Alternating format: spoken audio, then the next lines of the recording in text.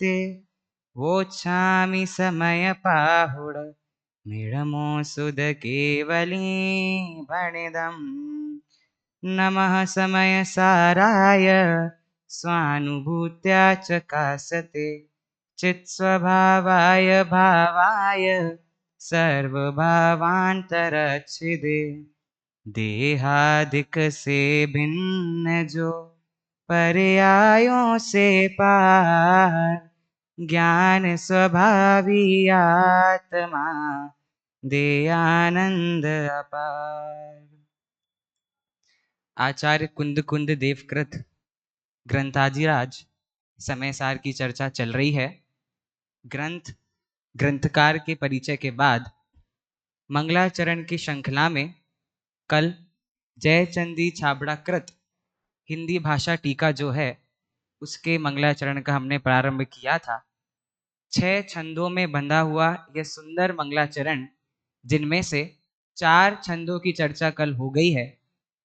5वें एवं 6ठे छंद की चर्चा आज हम करेंगे। 5वें छंद की ओर बढ़ने से पूर्व जो अंतिम छंद की अंतिम पंक्ति कल हुई थी उस पर एक बार दृष्टि डालते हैं। देखिए क्या बोला था वहां। कह रहे हैं इस ग्रंथ माही कथनी सबे समय सार बुध जन गहे, कि मानो 4 छंदों में तो उन्होंने बता दिया कि इस समय सार ग्रंथ का विषय क्या है, वह शुद्धात्म तत्व क्या है, हमें किसको पहचानना है, उसका स्वरूप क्या है। और अब यह जीव उस समय सार रूपी ग्रंथ के विषय में प्रवेश करने का अधिकारी हो गया है। तो समय सार बुध जन गहे, अर्थात अब यह जीव उस समय सार को ग्रहण करने का अधिकारी हो गया है। मानो पहले 4 छंदों में तो उन्होंने इस ग्रंथ का विषय क्या है यह स्पष्ट कर दिया। अब 5वें एवं 6ठे छंद में हमें विषय प्रवेश जयचंदी छाबड़ा करा रहे हैं। चलिए 5वें छंद का पहले पाठ करते हैं, तत्पश्चात उसका क्या अर्थ है यह देखेंगे। नामादिक 6 ग्रंथ मुख तामे मंगल सार विघन हरन नास्तिक हरन शिष्टाचार उचार। क्या बोला पहले पंक्ति में। कह रहे हैं नामादिक 6 ग्रंथ मुख। किसी भी ग्रंथ में नामादिक 6 वस्तुएं जो होती हैं वह उस ग्रंथ की मुख्य होती हैं। अब वह 6 वस्तुएं कौन सी है यह तो हम जानेंगे, उसके पहले जो ग्रंथ मुख शब्द है उसका क्या अर्थ लेना है। तो देखिए जिस प्रकार हमारा मुख होता है, उस मुख के द्वारा हम किसी भी वस्तु का सेवन करते हैं, किसी भी वस्तु को ग्रहण करते हैं, उसी प्रकार कोई भी ग्रंथ को अगर जानना है, उसकी चर्चा करनी है, तो हमें क्या करना पड़ेगा।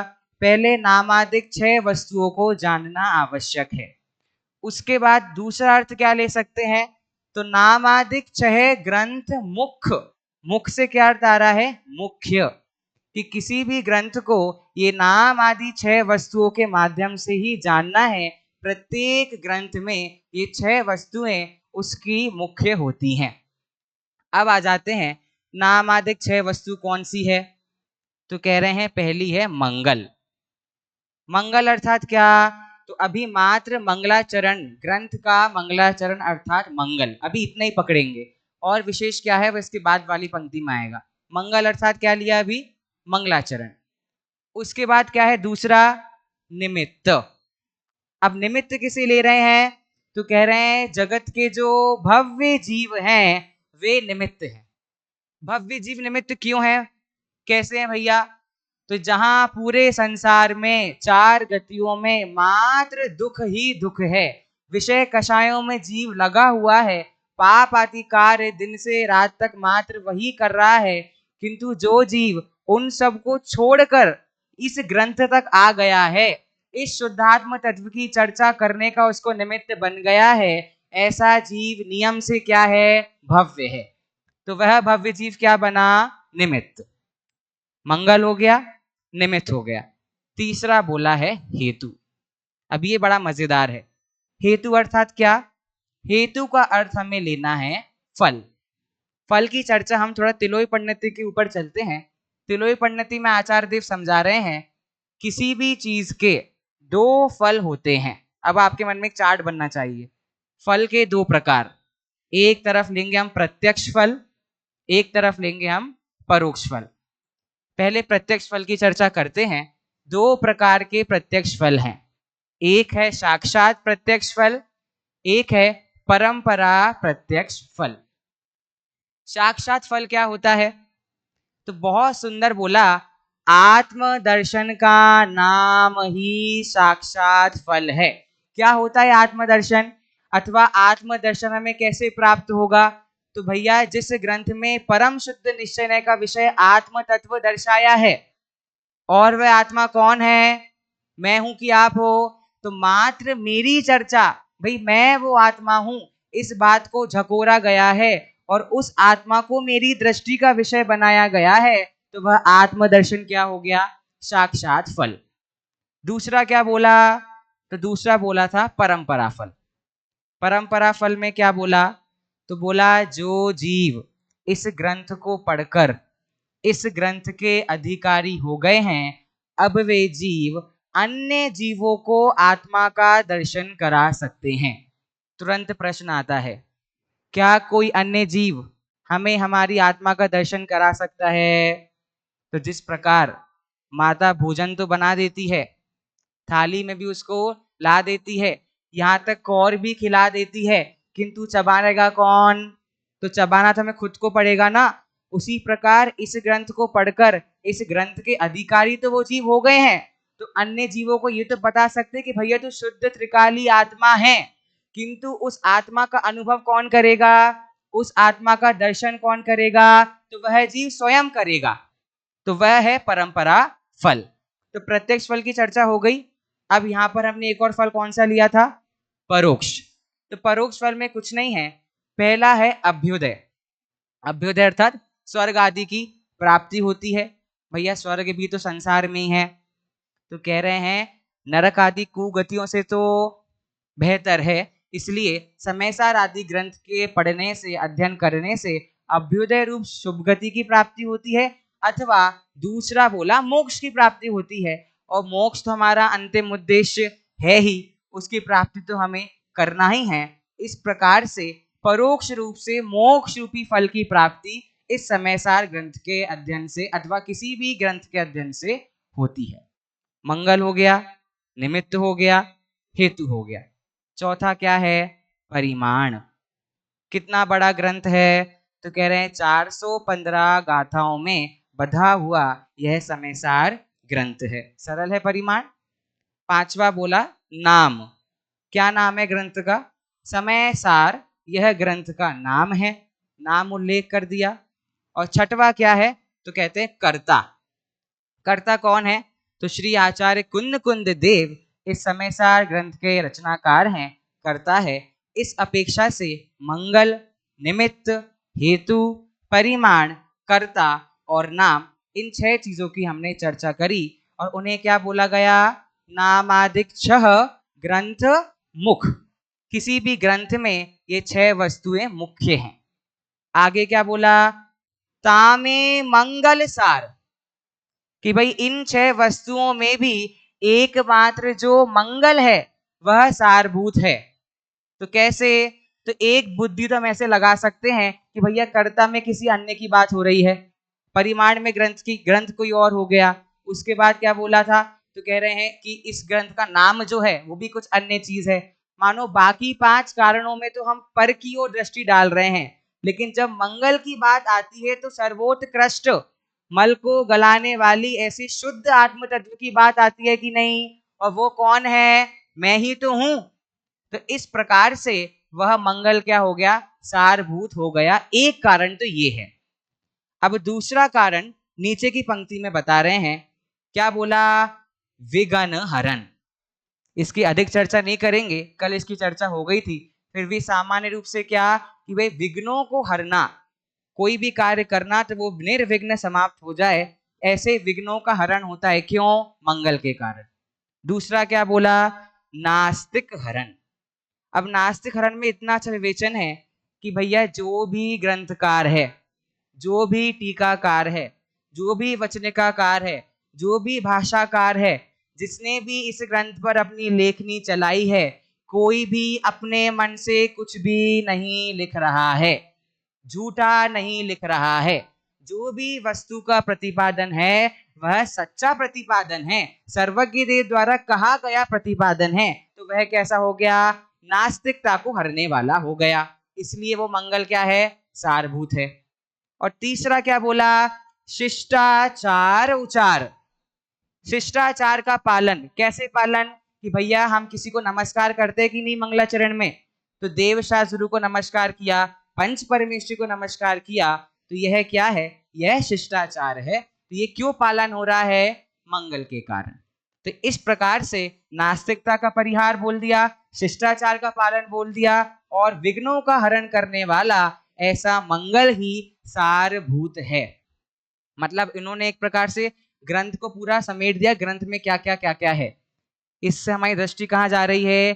कि अब मंगलाचरण की समाप्ति होने वाली है और विषय प्रवेश होने वाला है। अंतिम छठे छंद का पाठ करते हुए इस मंगलाचरण को हम पूर्ण करेंगे। पाठ करते हैं। समय सार जिन राज है, स्यादवाद जिन बैन, मुद्रा जिन निर्ग्रंथता, नमो करे सब चैन। पुनः देव, शास्त्र और गुरु को नमस्कार कर रहे हैं। समय सार जिन राज हैं। भैया समय सार तो ग्रंथ का नाम है, तो समय सार ग्रंथ हो गया, उसको आप सच्चा देव कैसे कह रहे हो? कह रहे हैं। तीन कारण हैं। पहला कारण, कार्य परमात्मा। जिसने उस शुद्धात्म तत्व को पहचान लिया है, उस शुद्धात्म तत्व में जम गया है, रम गया है, ऐसे अनंत आनंद का भोग करने वाले अर्हंत एवं सिद्ध क्या है? तो कह रहे हैं वे कार्य परमात्मा। पहला। दूसरा, कारण परमात्मा, शुद्धात्मा। जो जो जीव है वे सभी आत्मा है कि नहीं? मैं शुद्ध बुद्ध त्रिकाल चैतन्य आत्मा हूं कि नहीं? तो मैं वो शुद्धात्मा हूं। ऐसे शुद्धात्मा जगत के जीव वो क्या है? कारण परमात्मा। हमारा कारण का भी उद्देश्य क्या है? वो कार्य परमात्मा बनना है कि नहीं? अंतिम उद्देश्य वही है कि नहीं? तो वह क्या हो गया? कारण परमात्मा। तीसरा, यदि कोई जीव समय सार से मात्र समय सार रूपी ग्रंथ को ग्रहण करे, तो भी वह क्या कर रहा है? जिनेंद्र देव को नमस्कार कर रहा है। कैसे? तो आलाप पद्धतिकार कहते हैं, यदि कोई जीव श्रुत को नमस्कार कर रहा है तो वह जीव परमार्थ से सच्चे देव को भी नमस्कार कर रहा है, क्योंकि सर्वज्ञ देव ने श्रुत में और सच्चे देव में कोई अंतर नहीं किया है। तो हम कैसे कर रहे हैं? और वह समय सार में भी किसकी चर्चा है और वो किसके द्वारा कहा गया है? अभी ग्यायक भाव टीका के मंगलाचरण में आएगा, भाषी श्री भगवंत, कि उन भगवंतों के द्वारा ही कहा गया है ना।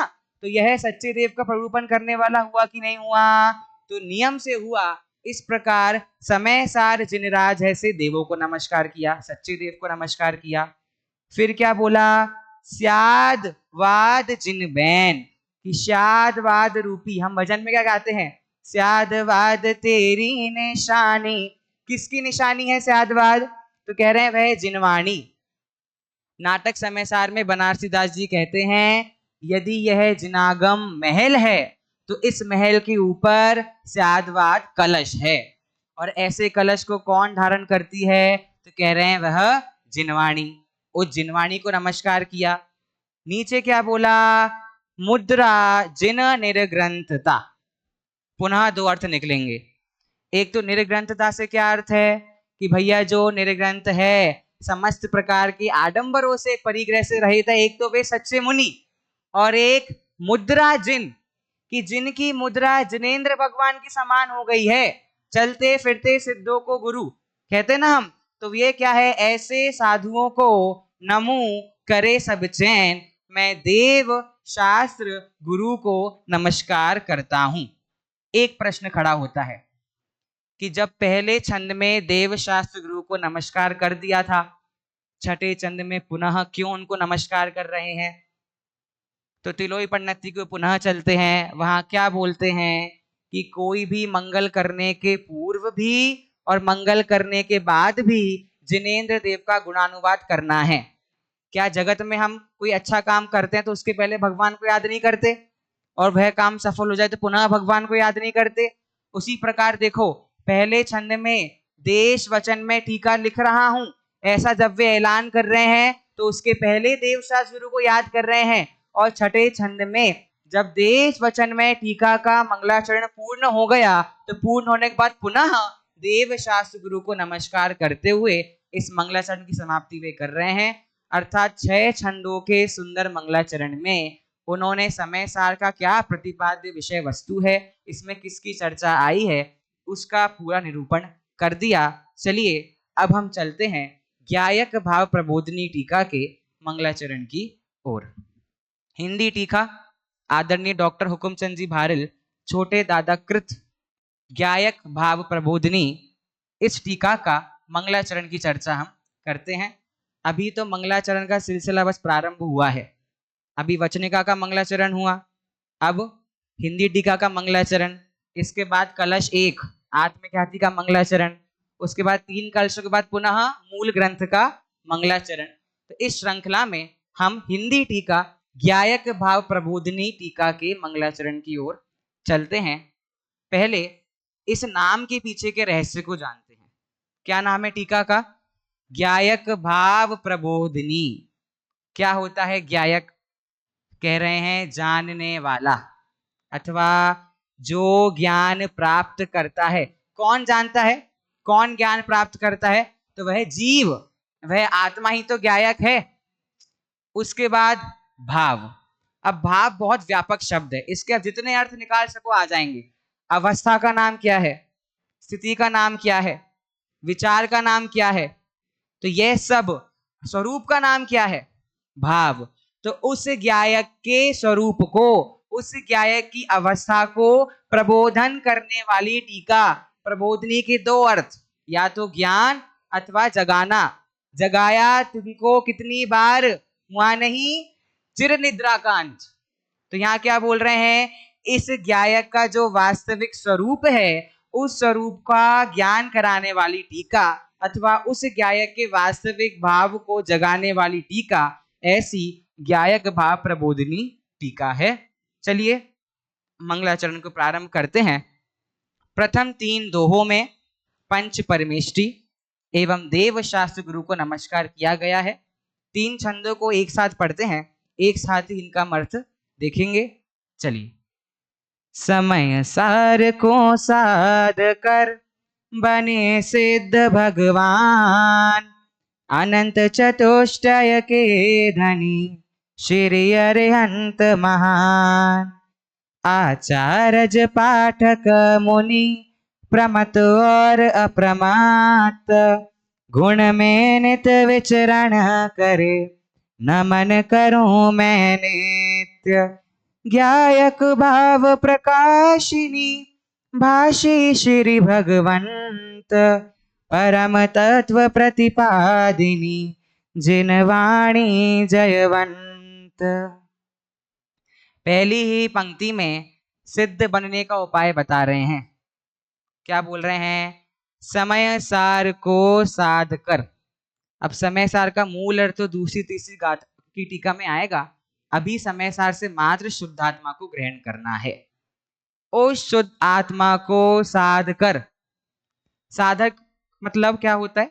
साधक अर्थात जिस जीव का कोई लक्ष्य हो और उस लक्ष्य की प्राप्ति के प्रति उसका जो पुरुषार्थ होता है, उसका जो प्रयत्न होता है, उसका नाम है साधक। धनुष बाण हम साधते हैं कि नहीं? क्यों साधते हैं? क्योंकि हमारे सामने क्या है, एक लक्ष्य है। उस लक्ष्य की हमें क्या करनी है? प्राप्ति करनी है। उसी प्रकार जिसका लक्ष्य शुद्ध आत्मा है, समय सार है, ऐसे लक्ष्य को जिन्होंने साध लिया है वे कौन है? बने सिद्ध भगवान। भगवान तो वे सिद्ध भगवान है जिन्होंने उस शुद्ध आत्मा को साध लिया है। दूसरी पंक्ति में क्या बोला? अनंत चतुष्टय के धनी, अनंत दर्शन, अनंत ज्ञान, अनंत सुख, अनंत वीर के जो धनी है। धनी अर्थात क्या?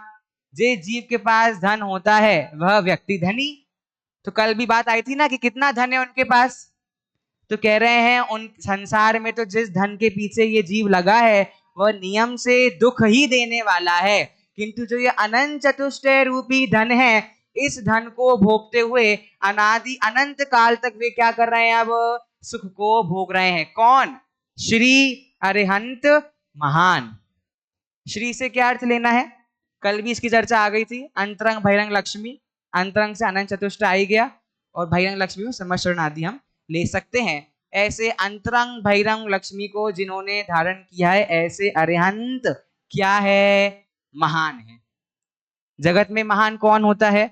हमें जिनकी तरह बनना है कि भैया जो हमारे आइडल हैं। तो यहाँ पे अरिहंत भगवान को क्या बोला? ये महान क्यों है? क्योंकि हमें अरिहंत बनना है। अब आप एक तरफ विचार कीजिए, दादा जो कहते थे उनके शब्द वही कह रहे हैं।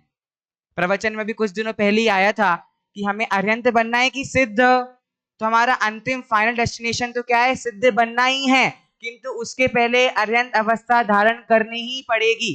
बताइए, अनंत सिद्धों में से कितने सिद्ध बिना अरिहंत बने हो गए? तो नियम से अरिहंत अवस्था पहले धारण करना पड़ेगा, लेकिन वहां पर रुकना नहीं है। उसके आगे जो अल्टीमेट स्टॉपेज है, ऐसे सिद्ध अवस्था को भी हमें धारण करना है। यही कारण है कि पहले सिद्धों को नमस्कार किया और उसके बाद अरिहंतों को नमस्कार किया। दूसरे छंद की ओर आ जाते हैं। आचारज अर्थात आचार्य। पाठक, पाठक का अर्थ क्या होता है? जो पढ़ता है। अब यहाँ पर पठन पाठन दोनों अर्थ हम ले लेंगे। तो पठन पाठन कौन कराता है? उपाध्याय परमेष्टि। एवं मुनि से सर्व साधु को हम ग्रहण करेंगे। ऐसे आचार्य पाठक मुनि प्रमत्त और अप्रमत्त गुण में नित्य विचरण करे। मानो इतनी सरल भाषा है पद्य की भाषा, इसे अगर हम गद्य की तरह पढ़ें तो एक वाक्य बन के अर्थ आ जाता है। प्रमत्त और अप्रमत्त गुण में नित्य विचरण करे, छठवें सातवें गुण स्थान में जो नियम से विचरण करते हैं, ऐसे आचार्य उपाध्याय एवं साधुओं को नमन करूं मैं नित्य, मैं सदा नमस्कार करता हूं। पुनः प्रश्न आता है कि भैया सिद्धों को आपने एक पंक्ति में बताया, अरिहंतों को एक पंक्ति में बताया, आचार्य उपाध्याय साधु ने हमारा क्या बिगाड़ा है कि उनको आपने निपटा दिया एक ही छंद में? तो कह रहे हैं भले ही वो पद की अपेक्षा भेद हैं, किंतु नमो लोय सव्य साहुणम में आचार्य उपाध्याय आ जाते हैं कि नहीं? साधु भी आचार्य है कि नहीं? उपाध्याय साधु है कि नहीं? तो हैं। और जब तीनों के ही गुण हैं, जब तीनों ही प्रमत्त अप्रमत्त गुण स्थान में विचरण कर रहे हैं, तो अलग अलग विवेचन करने की अपेक्षा नहीं है। इस प्रकार से आचार्य उपाध्याय साधु को नमस्कार किया, पहले छंद में सिद्धों को अरिहंतों को, दूसरे छंद में आचार्य उपाध्याय साधु को नमस्कार करके पंच परमेश्वरियों का नमस्कार यहाँ पर हो गया। तीसरा छंद, मां जिनवाणी को नमस्कार कर रहे हैं तीन बहुत सुंदर विशेषणों के माध्यम से। पहला, कैसी है वह जिनवाणी? ज्ञायक भाव प्रकाशिनी। ज्ञायक भाव का अर्थ तो बताया ना आपको पहले। ज्ञायक जो जानता है, जो ज्ञान करता है, और उसका भाव, उसका स्वरूप, उसकी स्थिति। हम ज्ञायक हैं कि नहीं? तो हम ज्ञायक है ये तो पता है, लेकिन हमारा वास्तविक भाव क्या है ये हमें नहीं पता है। तो इस ज्ञायक भाव का प्रतिपादन, प्रकाशन कहाँ होता है? उस जिनवाणी में होता है। दूसरा, भाषी श्री भगवंत, श्री भगवंतों के द्वारा कही गई है। अब देखिए श्री शब्द का कितना महत्व है। यहाँ श्री शब्द आ जाने से इस बात पर ठप्पा लग गया कि वह जिनवाणी का उपदेश अरिहंत देते हैं, सिद्ध नहीं। श्री से अंतरंग भयन लक्ष्मी बोली थी ना हमने, तो वो लक्ष्मी किसके पास होती है? अरिहंत के पास कि सिद्ध के पास? अरिहंतों के पास। तो वो ग्रंथों का भाषण कौन करता है? अरिहंत परमेष्ठी करते हैं। ऐसे उन हम बोलते ना, मूल ग्रंथ करता रह सर्वज्ञ देव, फिर गणधर देव, प्रति गणधर देव। तो वही यहाँ पर आ गया जो उन भगवंतों के द्वारा भाषित है। और कैसी है वह जिनवाणी? परम तत्व प्रतिपादिनी, परम तत्व का प्रतिपादन करती है। क्या है वह परम तत्व? तो कह रहे हैं परम शुद्ध निश्चय का विषय जो वह आत्म तत्व है, वही तो परम तत्व है। और उसका प्रतिपादन कौन करती है? तो कह रहे हैं जिनवाणी। ऐसी जिनवाणी सदा क्या रहे? जयवंत। हम बोलते ना, सर्वज्ञ शासन जयवंत वर्ते। तो जयवंत का शब्दशः अर्थ तो क्या होता है कि अपराजेय। किंतु कोई कहे भैया यहाँ पे जिनवाणी को नमस्कार तो नहीं किया गया, तो कह रहे हैं जयवंत शब्द से भी नमस्कार अर्थ लिया जा सकता है। पंच परमेष्टि तो हो गए, देवशास्त्र गुरु भी नमस्कार हो गए कि नहीं हो गए? हो गए। पांच परमेष्टि में से कितने देव कितने गुरु? दो देव। तो पहले छंद में देव, दूसरे छंद में क्या बोला? आचार्य उपाध्याय साधु, वे क्या हो गए? गुरु। और तीसरे छंद में जिनवाणी अर्थात शास्त्र। इस प्रकार से देवशास्त्र गुरु एवं पंच परमेष्टि को नमस्कार किया। अंतिम छंद चौथा छंद और लेंगे, इसमें ज्ञायक भाव कौन है?